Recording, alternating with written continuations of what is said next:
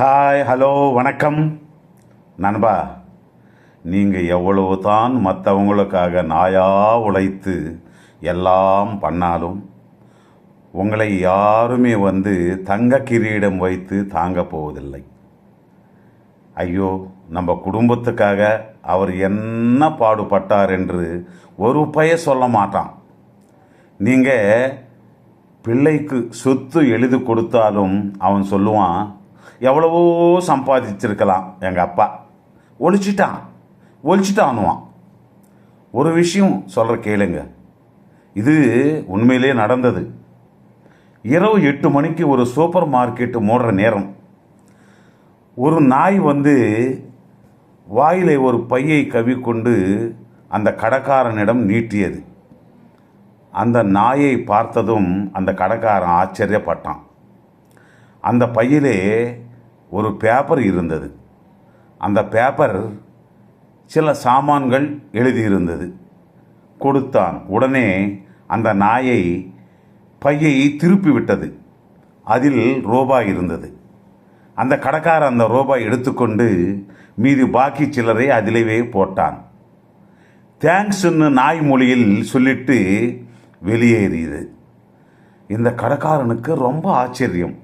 என்னடா, இவ்வளோ பிரில்லியண்ட்டான நாயை நாம் பார்த்ததே இல்லைன்னு கடையை மூடிவிட்டு அந்த நாயை ஃபாலோ பண்ணான். அது அந்த ரோட்டை கிராஷ் பண்ணி நேராக பஸ் ஸ்டாண்டுக்கு போய் நின்று நம்பரை பார்த்து பஸ்ஸில் ஏறி கரெக்டாக கண்டக்டரிடம் அந்த பையை கடைக்காரனும் காட்டியது போல திருப்பி காட்டியது. கண்டக்டர் அந்த பையிலிருந்து காசு எடுத்துக்கொண்டு டிக்கெட்டு போக சில்லறை அதிலவே போட்டு விட்டான். இது நேராக டிரைவர்கிட்ட போய் நின்றுச்சு. அது இறங்க வேண்டிய இடம் வந்தவுடனே டிரைவரிடம் லவ் லவ் லவ் லவ் என்று கத்தி வாலாட்டியது. அந்த சவுண்டு கேட்டதும் டிரைவர், ஓஹோ, இது இறங்க வேண்டிய இடம் வந்ததுன்னு பஸ்ஸை நிறுத்திவிட்டான்.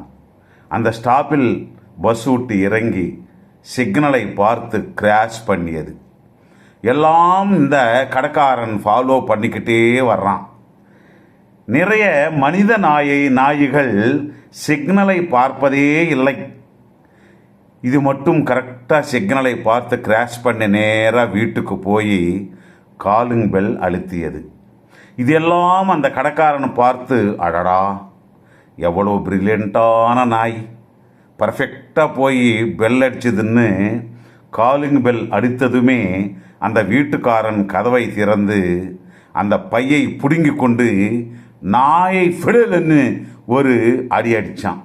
அடித்து அருவு கேட்ட நாயேன்னு.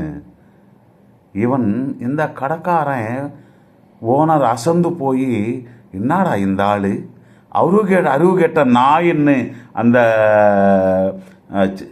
சில்லறை வாங்குது, பஸ்ஸு நம்பரை பார்த்து பஸ் ஏறுது, ஸ்டாப்பு வந்ததும் இறங்குது, சிக்னலை பார்த்து கிராஷ் பண்ணுது. அந்த பிரில்லியண்ட் டாக் அதை போய் அடிக்கிறான்னு அவரு கிட்ட நாயே, உனக்கு எத்தனை தடவை சொல்லியிருக்கேன், போகும்போது சாவி எடுத்துகிட்டு போ, என்னை தொந்தரவு பண்ணாமல் கதவை திறந்து படுன்னு சொல்லியிருக்கேன்.